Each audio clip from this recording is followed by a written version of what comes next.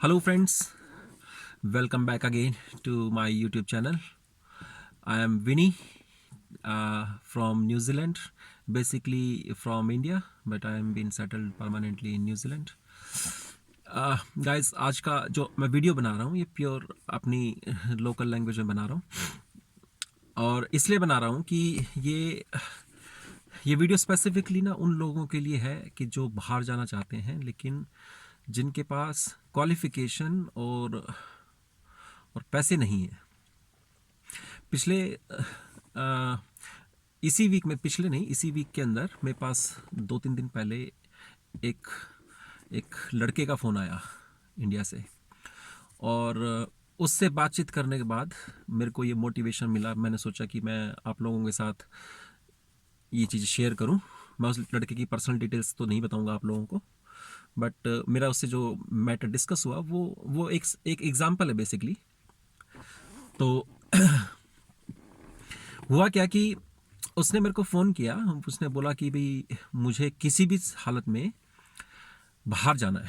तो मैंने पूछा भी कहाँ जाना है। वो कहते हैं कि भी न्यूजीलैंड जाना है। तो हो सकता है कि उसको मेरी डिटेल्स पता हो कि मैं न्यूजीलैंड में बेस्ड हूँ, तो शायद मैं उसको कुछ हेल्प कर सकता हूँ। ऑब्वियसली जब अपना बंदा अपने कंट्री का बंदा जब बाहर होता है तो सबको ये थोड़ा सा फीलिंग आती है कि यार ये बंदा हमारे कंट्री का है तो हो सकता है हमारी मदद ज़रूर करेगा।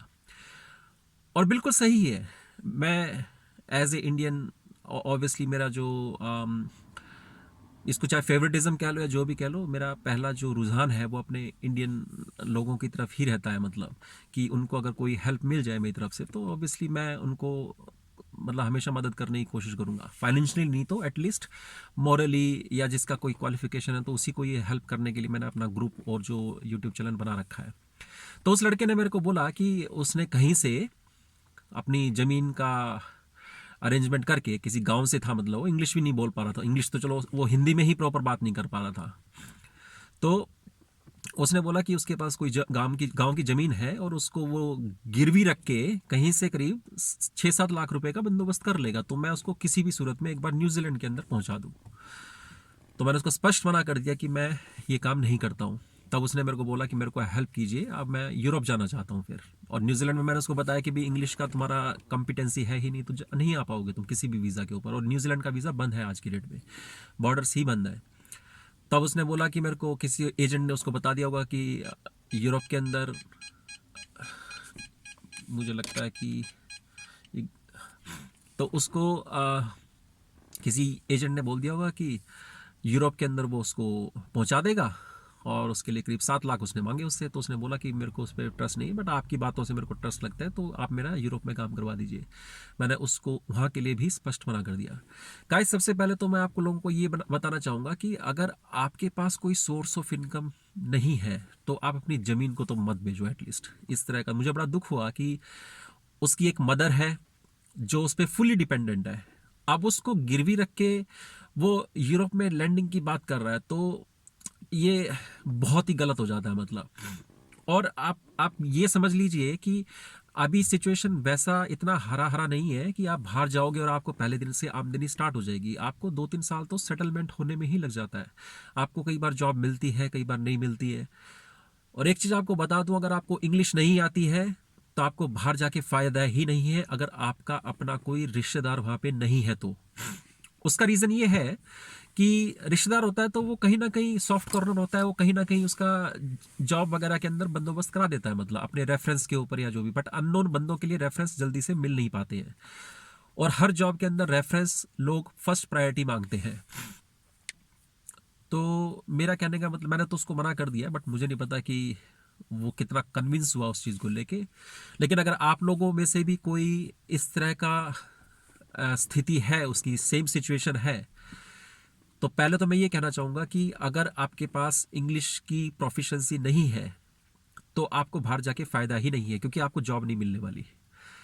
हाँ, आप बाहर जा सकते हो, इंग्लिश कम आती है। अगर आपका कोई रिश्तेदार या कोई जान पहचान का या फिर कोई आपका आपका फ्रेंड वहाँ पे ऑलरेडी है किसी वीज़ा के ऊपर, वो आपको हेल्प कर सकता है जॉब फाइंड करने में या रिज्यूम बनाने में। बिकॉज देखो यूरोप की बात करोगे तो हर कंट्री की अपनी अपनी लैंग्वेज है और इंग्लिश ही नहीं, वहाँ पे आपको उस लैंग्वेज की कमांड भी लेनी पड़ेगी। अब उसी बंदे की अगर बात पे आ जाए कि अगर वो सपोज 7 लाख रुपए अपनी अपनी उस जमीन को गिरवी रख के वो किसी तरह विदेश चला भी जाता है। मैं नहीं भेजा, चलो सो किसी किसी एजेंट ने भेजा, लेकिन वो वहां पे जाके करेगा क्या? जॉब ऐसा तो है नहीं कि आप वहां पे गए और आपको हाथों हाथ आपको आते ही जॉब मिल जाएगी। मतलब वहां पे शुरू में आपको कैश में भी काम करना पड़ता है, बिकॉज जब तक आपके पास वीजा ही नहीं होता है, वर्क वीजा ही नहीं होता है, आप किस स्टेटस पे रहोगे वहां पे?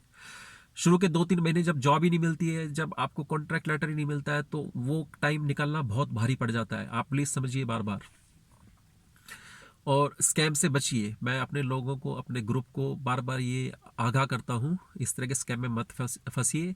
अगर वो बंदा, देखो, अगर सपोज वो 7 लाख रुपए का अपनी जमीन का सौदा करके बाहर चला भी जाता है, तो उसकी माँ का क्या होगा पीछे से?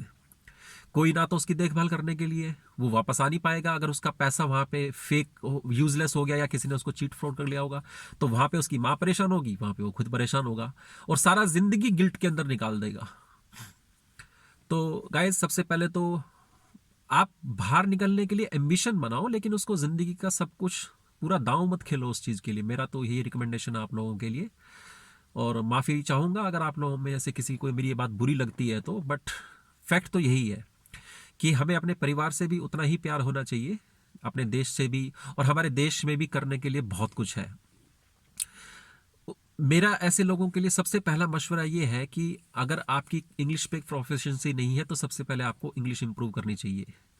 अगर इंग्लिश इंप्रूव नहीं करना चाहते हो, तो सबसे पहले कि अगर आपके पास डॉक्यूमेंट्स भी पूरे नहीं है, बैंक स्टेटमेंट भी नहीं है, सब चीज़ें अगर आप किसी थर्ड पर्सन से करवा रहे हो, तो मेरे हिसाब से कोई लॉजिक नहीं बनता आपका बाहर जाने का, क्योंकि सेटलमेंट हो नहीं पाएगा। At the end of the day आपको डॉक्यूमेंट्स तो अपने ही लगाने पड़ेंगे, और वो फर्जी डॉक्यूमेंट्स के ऊपर रेजिडेंसी नहीं होती है। हर चीज़ क्रॉस चेक होती है, और कहीं भी अगर आपका कुछ भी लूप निकला है, तो आपको पेपर नहीं मिलेंगे किसी भी कंट्री के।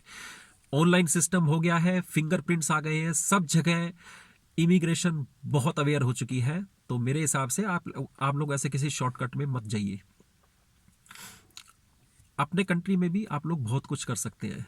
अगर आप लोगों को नहीं पता है, आप मेरे को फ़ोन कर सकते हैं। मेरा नंबर है +6422184004 मैं अपना डिस्क्रिप्शन में भी अपना फ़ोन नंबर लिख दूंगा।